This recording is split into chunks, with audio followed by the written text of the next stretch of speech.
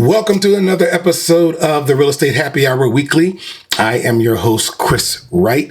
Don't forget, if you've been watching, please check out the YouTube channel, like that, Apple Podcasts, Google Podcasts, Spotify, or whatever podcast platform you listen to. Go ahead and give me a 5-star or like that. It helps the algorithms, help me get more views. The YouTube shorts have been amazing. The TikToks have been amazing. The Instagram reels, getting a lot of feedback. And of course, I'm on LinkedIn with the shorts and the reels and clips. So make sure you do that. Today's episode, I'm going to do something that's taboo. I am going to talk about politics in my own crazy kind of twisted way. But you don't talk about politics in business. It's a detriment. It can ruin your business. But I'm going to talk to you a little bit about navigating your passion for politics or what's going on in the country while at the same time preserving your business and your business database. All right. Be right back. Talk to you guys in a minute.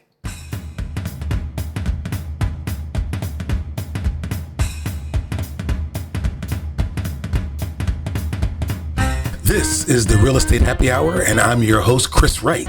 It's a fun place where we talk real estate, pop culture, and what's trending. Hey, I might even give you some good advice, so grab yourself a drink, sit back, relax, and take a listen. Unless you're driving, of course. I'll see you guys on the other side.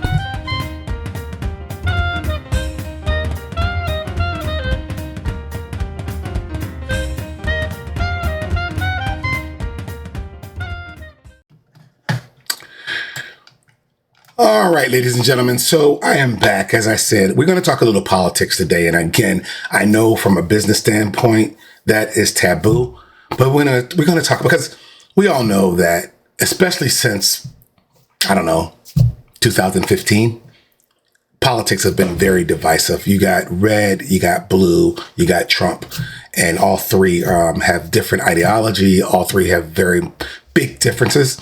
And I flip-flopped. I'm not afraid to admit I have flip-flopped on my thoughts about politics, about where I am, how I voted in the past.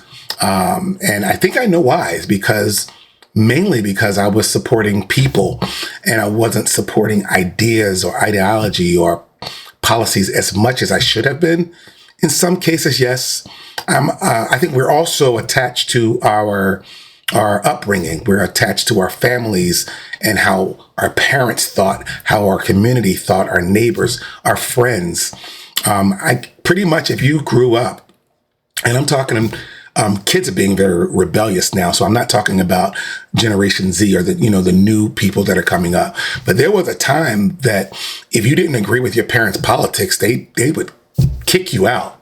So, that's kind of where I'm going with this. I grew up at a time where I grew up in a inner city of Philadelphia, primarily Democrat. I don't think I've ever remembered. Well, there was, I believe, Frank Rizzo. I'll have to research him. I'm not sure if he was a Republican mayor, but I do recall there were a lot of very Republican and red ideas in the city while he was mayor.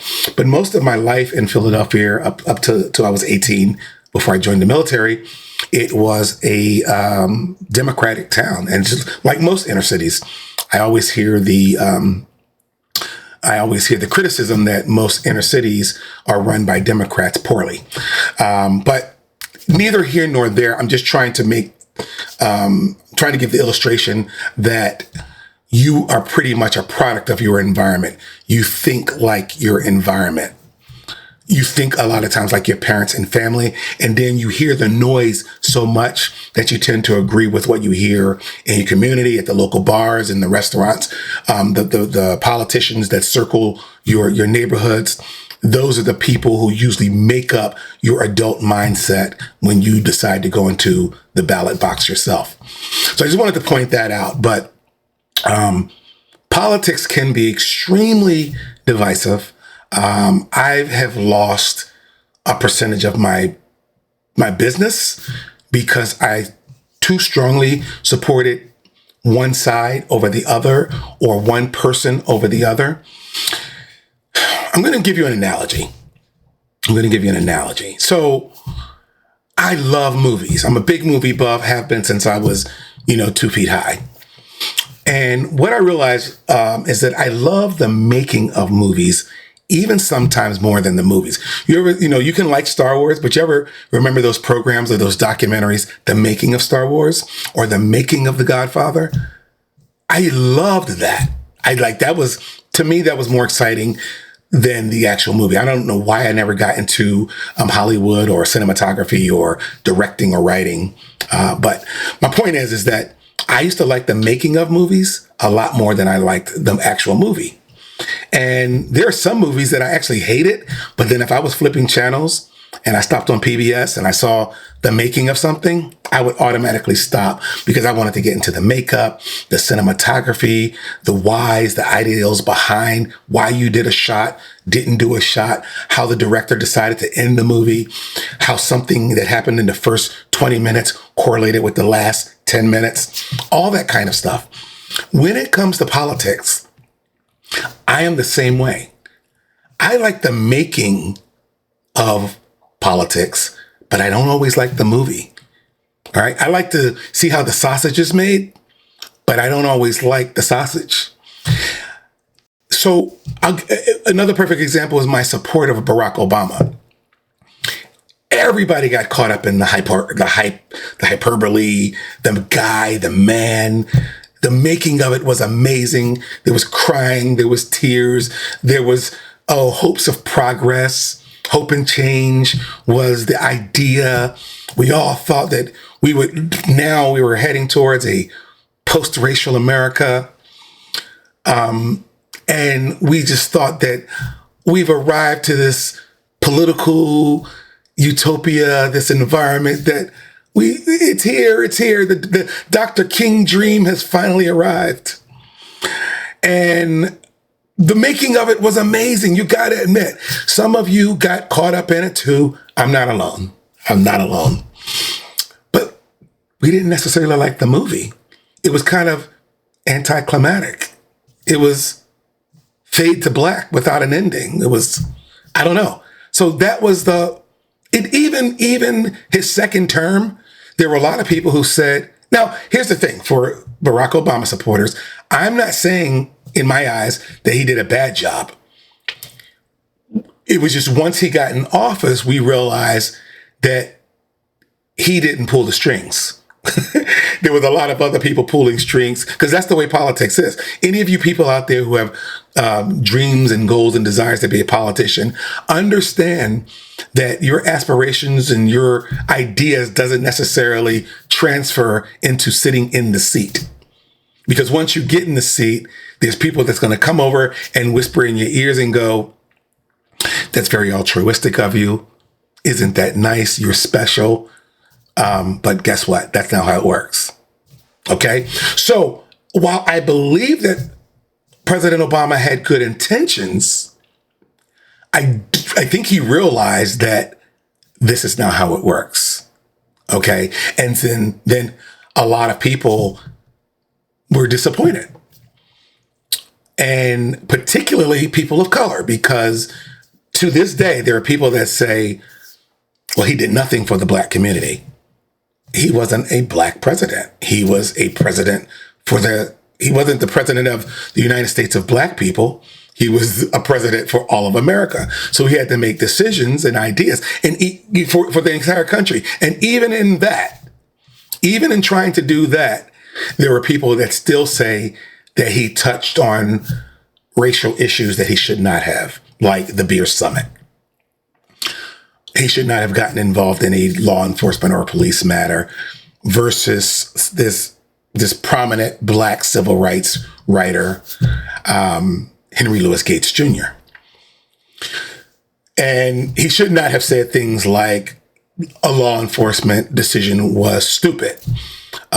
He gave a race speech right before he was elected, which was it was great. People loved it. It wasn't I have a dream, but it was similar.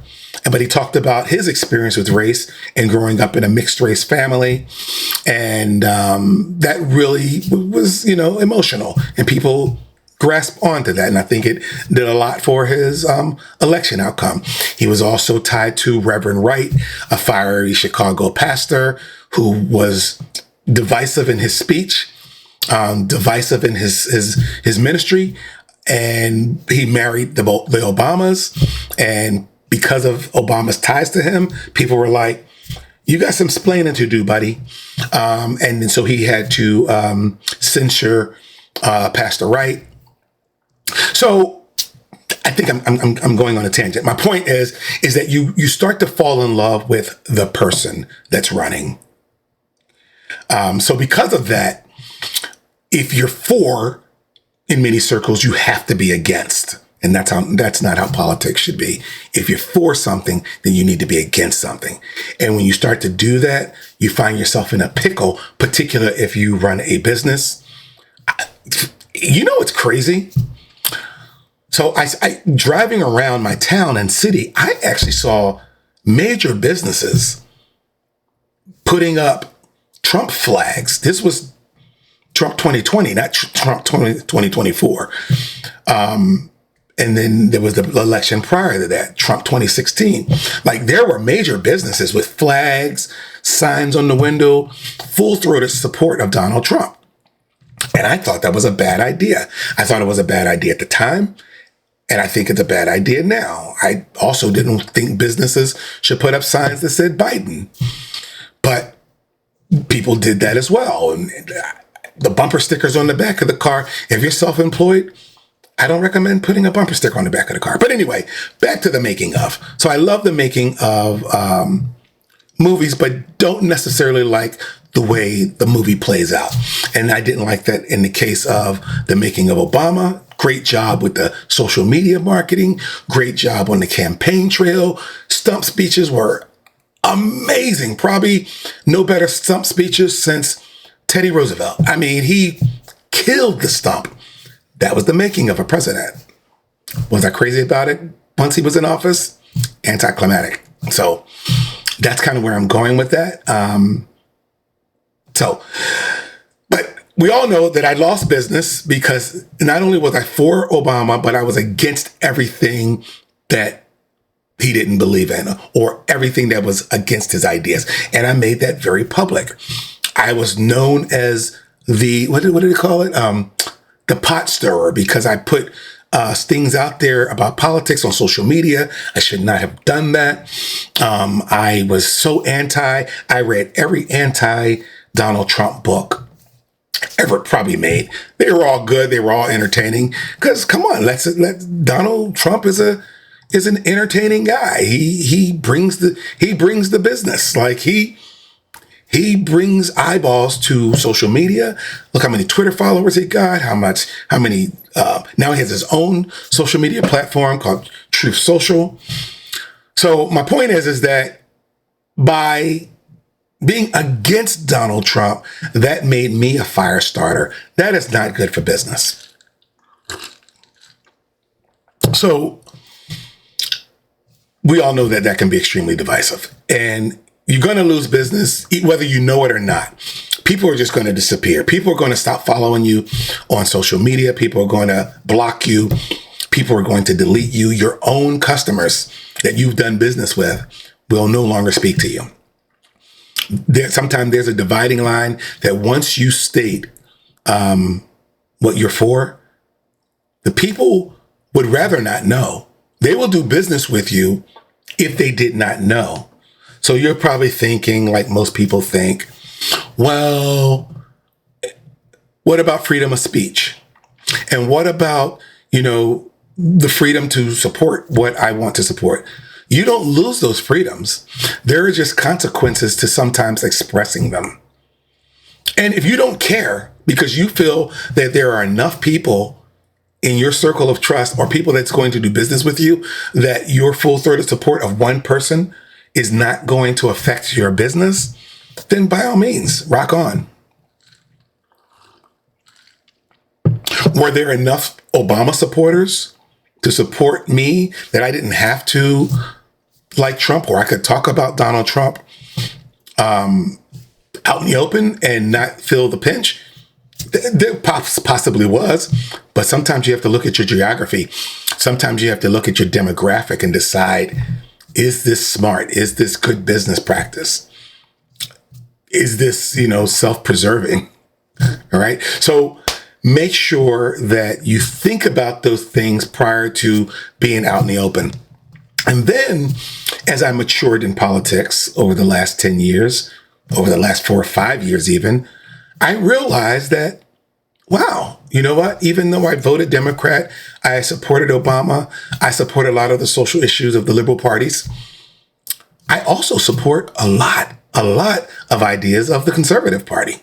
I support a lot of ideas of the Republican Party. While I wouldn't fully admit that out in the open when I stood in my corner and stood my ground and supported Obama, the liberal and democratic agenda, I realized that in many, many ways, I was living a Republican life.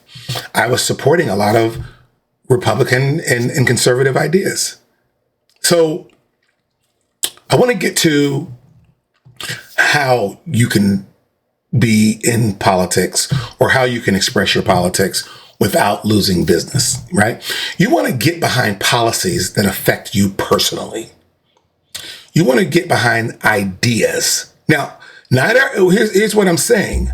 You personally, not I'm supporting this because 90% of my party supports this. Like, I'll use the big firestorm issue.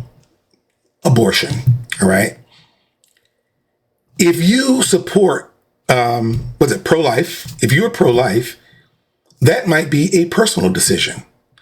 But if you are pro-choice, well, then that's an idea, even though you might be a Republican, even though you might be a conservative, but yet you're pro-choice because maybe you have a spouse or you're raising 3 or 4 daughters and you want that decision to be theirs and theirs alone.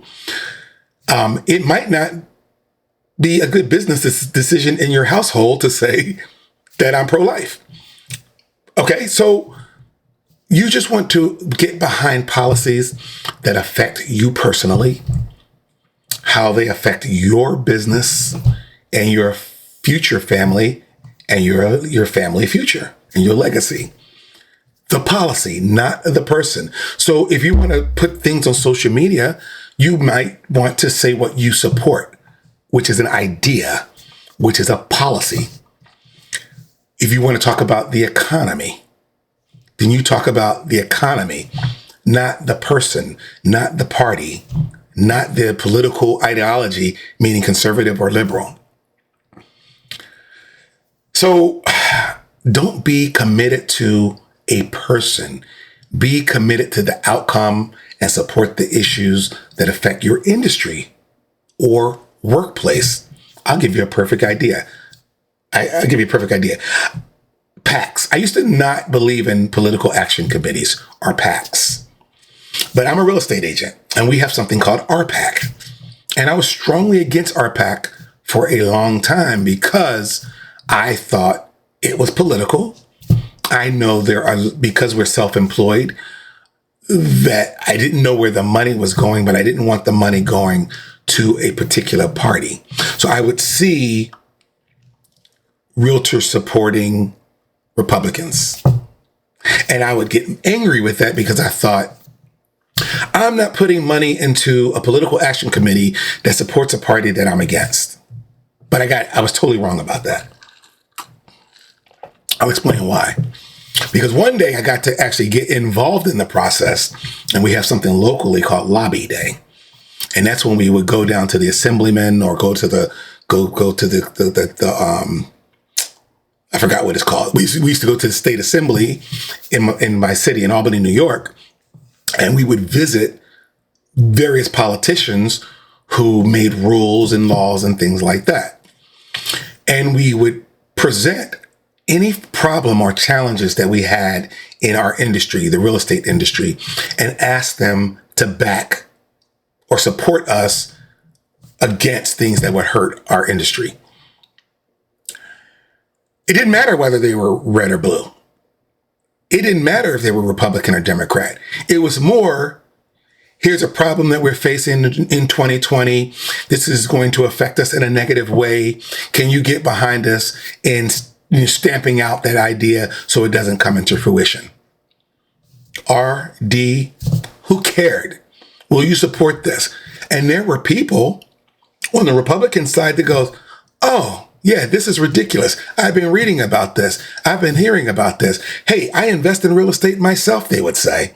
I have, 40 or 50, investment properties. If this law comes into effect, this is going to affect me personally. You know what, realtors? I will get behind you. Okay. I was like, whoa, high five. Way to go, Congressman. Way to go, Assemblyman. It had nothing to do whether they were red or blue, or Democrat or Republican. And if it meant me going to the ballot box and pulling a R lever because that's my guy, because he was totally supported my industry or my ability to make more money, you think I'm going to pull against my interest? That's just crazy. So no, I'm not going to do that. So make sure that you think about the issues that affect your industry, whether you're a steel worker or a plumber or a contractor or even a retailer or a merchant. You want to find out where the politicians that are running affect your business. What laws are going to come into place? Like another example, if you were a merchant and a party is rooting for, I don't know, a minimum wage that you might think is too high.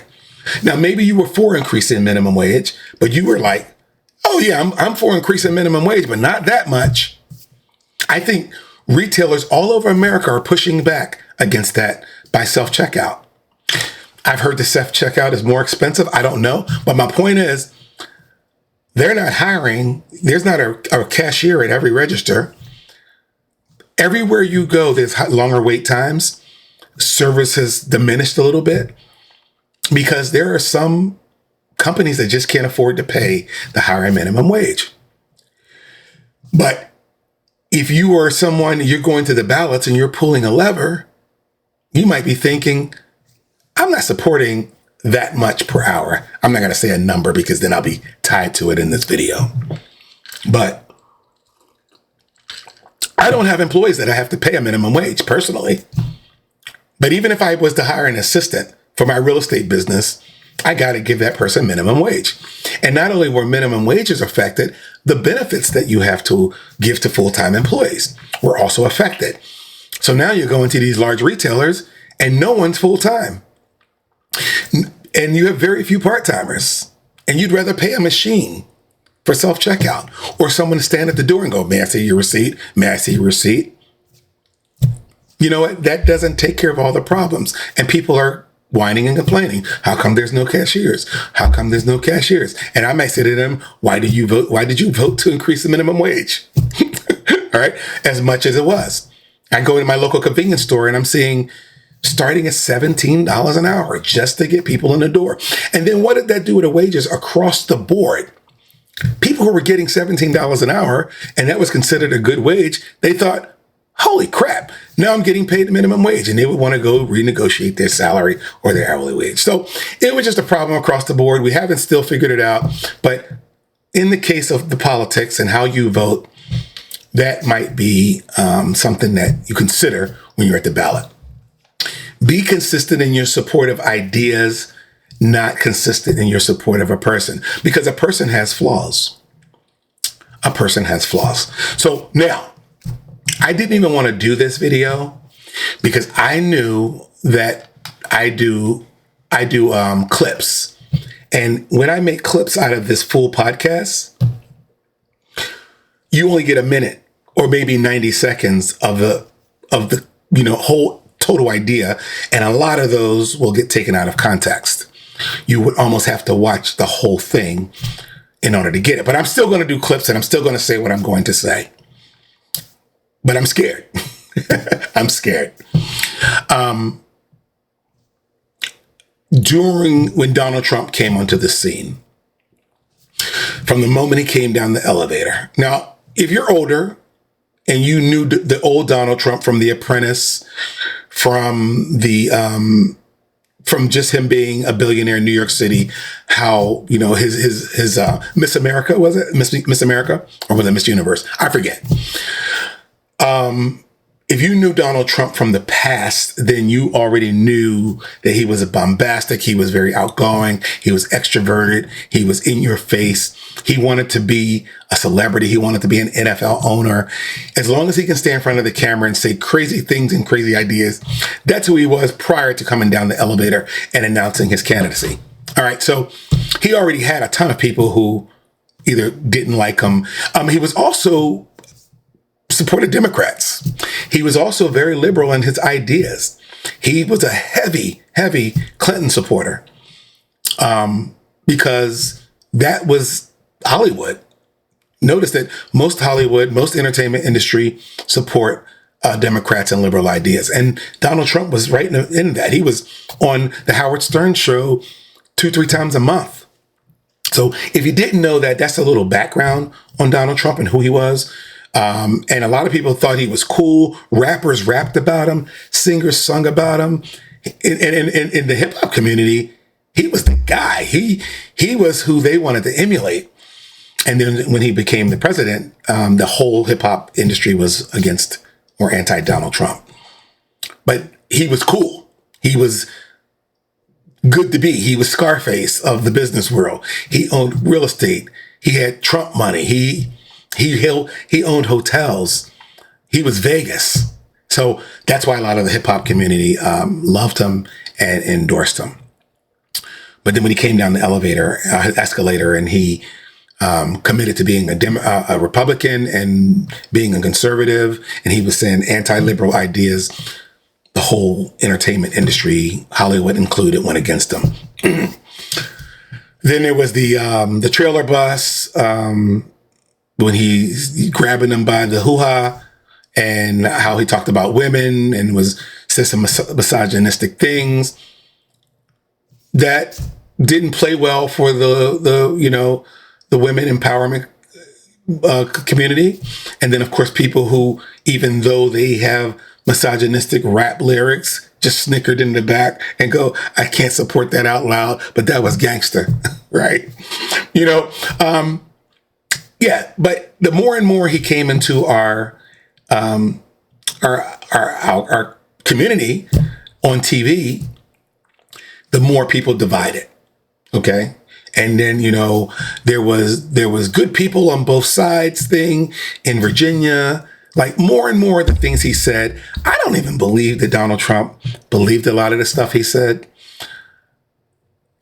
It was just that he's a fighter. Okay. So the more you fought against him, the harder he fought. That's just the kind of guy he was. The more you criticize what he said, he doubled down and came back and said it more. And a lot of people liked that about him. They were like, I kind of like this guy, right? Me, I was totally against it. I'll tell you why, because I liked my presidents to be presidential. I liked my presidents to have etiquette. I liked my presidents to have a good demeanor. And I thought of Obama for 8 years. Agree with him or not, he commanded the podium. He commanded the crowd. He looked presidential, and he said presidential things, right or wrong. Okay? Can you agree with that? Okay. I thought of people like John F. Kennedy, Ronald Reagan, George H.W. Bush. George W. didn't always say, act the right way because he was kind of a frat boy, but even he was presidential compared to Donald Trump. Bill Clinton, regardless of what he did with his ding-a-ling, he was presidential in most times. So Donald Trump was hard to digest for me and many others. And we pushed back against him as a society a lot, and we still do. But I gotta say, after looking at the current administration and the current going-ons in politics, I have to say, I kind of have to agree with a lot of things that Donald Trump tried to do in policy. Did I agree with him in his behavior? Do I agree with how he acts? Do I agree with his tweets or the things he said? Was he a mean person? Yes. When he was on town halls and debate stages, did he always act presidential? No, he did not. But just if you just look at policy, I kind of find myself retracting a little bit and saying, you know what?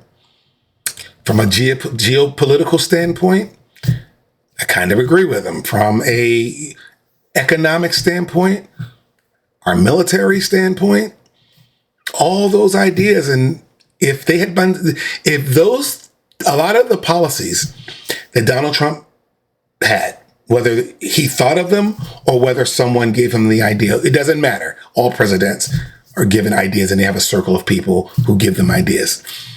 Whether they were his or not, a lot of them made sense. Am I a full-throated Donald Trump supporter? I don't know. I literally have a year to decide. Thank God. I don't know where I would pull the lever if I had to vote today or if I would support Donald Trump. But there are things that I agree with him on. There are things that I don't agree with him on. But I am not going to just totally dismiss him altogether if he is to run for president again. Am I going to put a bumper sticker on my car? Probably not. Am I going to put a flag on my lawn or a sign in my window? Absolutely not. And I'm not even going to tell my constituents or my people, my customer base, who I voted for. Because I am voting for ideas. I'm voting for policies. And if I hear one come out of one mouth that are in line with my ideas and my thinking and my business, then that's what I'm going to support. I don't really care what mouth it comes from. And that's the mistake I made in the past. Because I voted for Joe Biden and I voted for Obama. It's in the past now, I can tell you that. But I'm not always liking what I see. I like the making of the movie. I'm not crazy about the movie. All right. So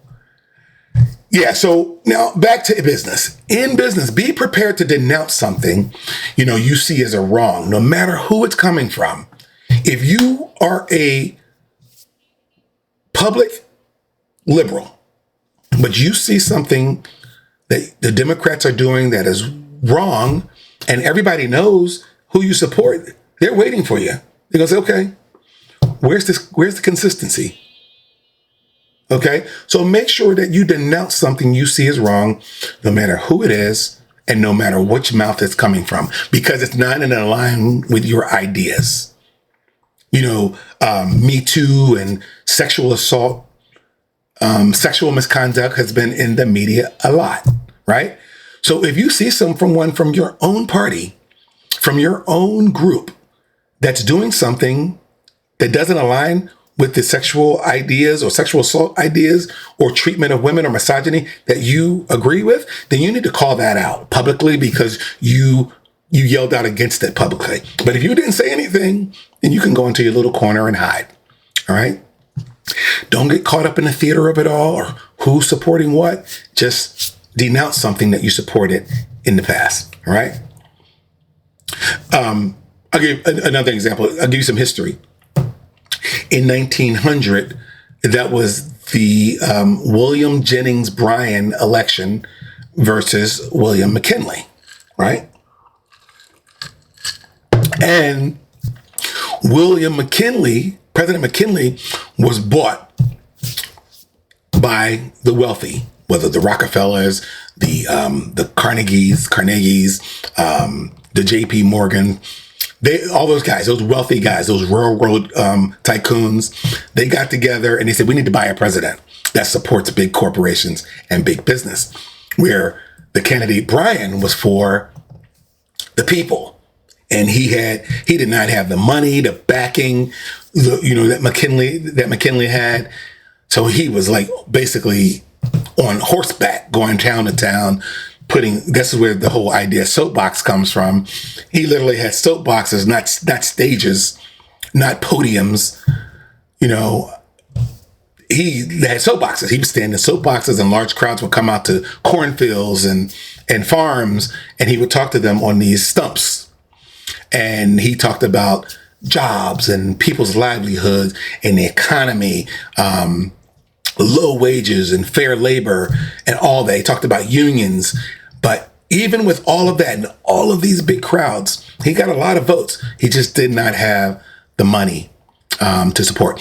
And this was at a time when companies knew who you were voting for. All right. They had corporate spies at the polls.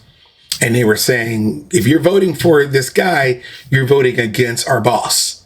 And people were fired. People lost jobs. It was just a whole different time where we had to put privacy into place. Like there were people that worked at your company. Imagine standing behind you, looking in the ballot box and saying what lever you pulled. All right. So that was a different time. And they could basically affect your family. So although you supported William Jennings Bryan, you had to pull the McKinley lever. You just had to. So it's not like that now. But with that same breath of thought, imagine if those people had to preserve their jobs by voting for someone they didn't want to vote for. Imagine how you must feel today when you run a business, or if you live in a city or a town. Imagine if I was a Democrat, or I supported liberal ideas and I needed to open a business in a Republican town or conservative town.